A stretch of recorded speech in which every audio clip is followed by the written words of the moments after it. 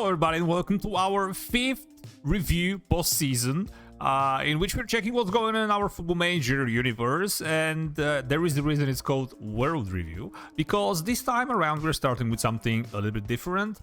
We are starting with the World Cup that was played in 2026, and we are starting with the group stage. We can see that there were quite a lot of surprises.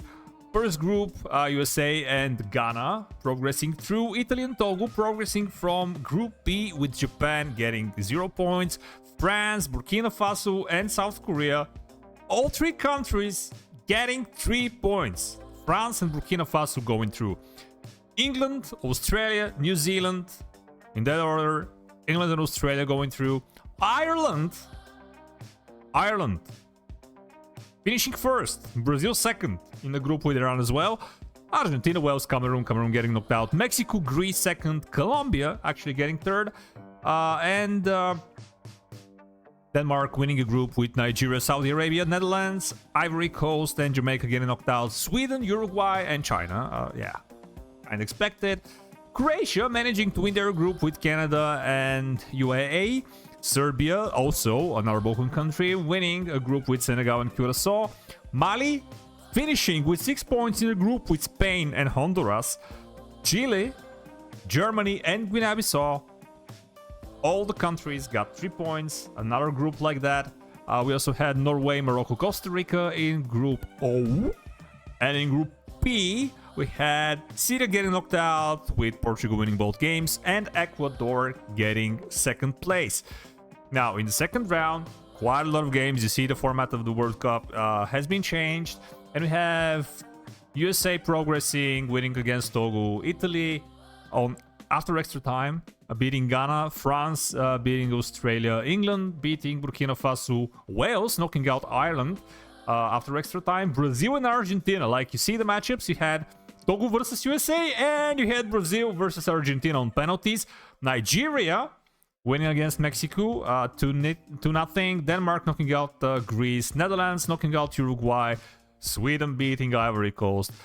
Croatia winning against Senegal 2-0. Serbia knocking out Canada. So both countries from the Balkan Peninsula. Moving forward. Mali beating Germany 3-1.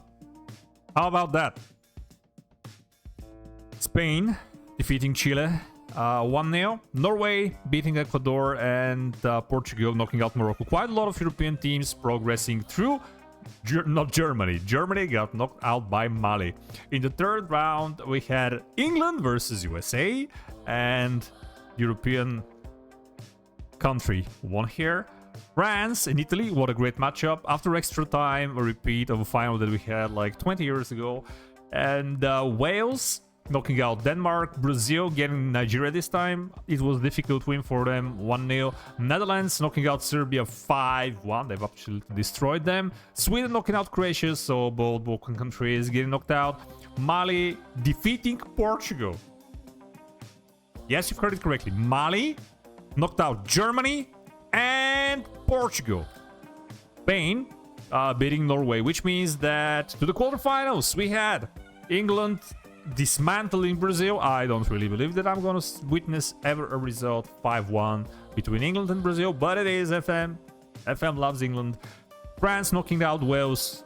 A very, very good performance by the Welsh to get to the quarterfinals. Netherlands beating Spain after penalties in the quarterfinal, and Sweden finally someone knocking out Mali, because this was getting kind of ridiculous. So we have England, France, Netherlands, and Sweden progressing to the semifinals. Is one of these surprise? Yes, Sweden is, I would say. In the semifinal, we had actually England defeating Sweden after extra time, and France winning against Netherlands 4-1, which means that the final was England-France, and is it coming home? Before that, we're gonna check the fact that Netherlands actually won the third place after beating Sweden. And is it coming home? No, it's not coming home. Yeah, it's not coming home. France actually beating England on penalties. Can we actually also check some of the individual awards? Unfortunately, not. So let's move on. And in this area, we have a new champion.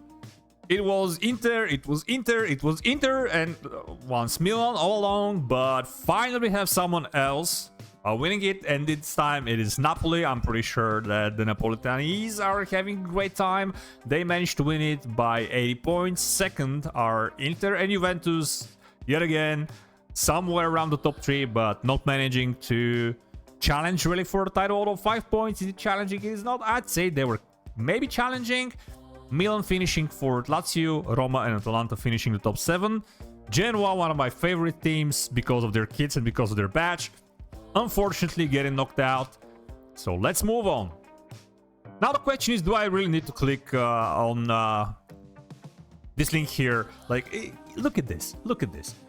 Since 2013, only once Bayern lost the title. Like, this is, of course, all of this is real world, and Leipzig once managed to actually win it in our universe.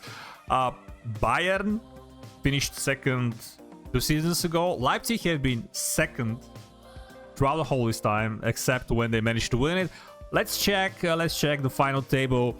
Bayern winning it with 83 points, 10 points behind them Leipzig, Stuttgart, and Wolfsburg finishing 3rd and 4th. This is kind of a flashback 20 years ago when both of these clubs were kind of challenging. Yeah, they were kind of challenging, and they were like highly ranked in the German football. Eintracht Frankfurt finishing 5th, Düsseldorf and Borussia Dortmund 7th. Quite a drop-off for Borussia.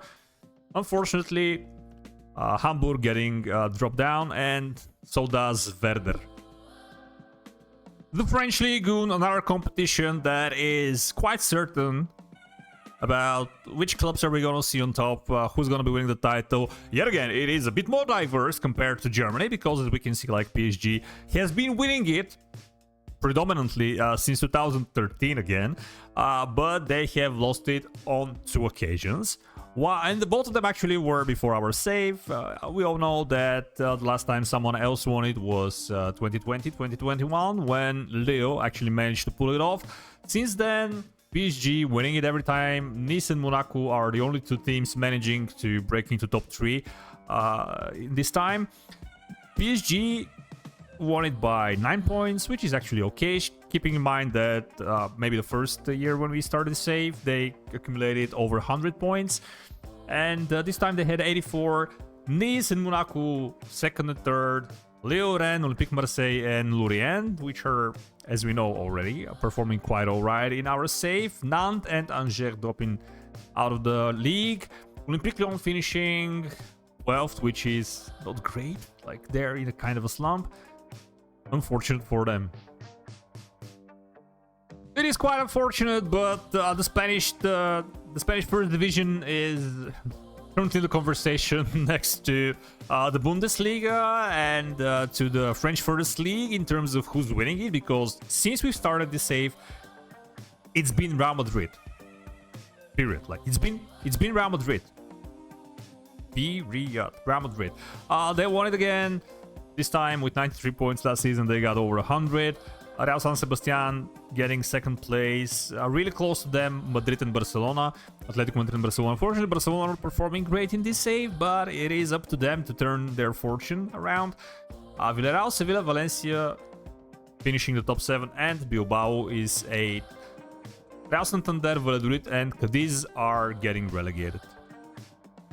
But when it comes to the Premier League, it never disappoints. We have a new champion. This time it's Chelsea. Kai Havertz, he has been one of the most prolific strikers in the Champions League since the beginning of this save. Maybe this time he was the guy that pulled them up top. They managed to win it with 7 points. To 2nd place, Arsenal, who are breaking in the top 2. Liverpool dropping to 3rd position. Man City are getting nowhere near the title. They're finishing 4th this time. Newcastle have kind of cemented their place in the top 7. Man United also kind of look that they're stabilizing things, but they're not entering in top 4, as it seems. Not soon. And Brighton and Tottenham finishing 7th and 8th. Aston Villa, last season's champions, are 9th, and Everton are finishing the top 10. We have Watford, Wolves and Southampton getting relegated. West Ham are not doing great as well. Leeds are just above the line with the same amount of points as Crystal Palace.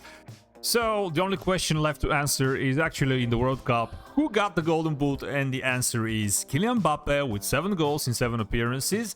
Brennan Johnson from Wales coming in second with 6 goals in 5 appearances. And Harry Kane, 32-year-old Harry Kane, scoring as well 6 in 5 appearances. So it's the second time in a row where Kylian Mbappe is the top goal scorer of the World Cup. Quite a lot of surprises, quite a lot of unexpected results. That things are starting to divert from reality. Tell me what was more surprising to you down in the comments below.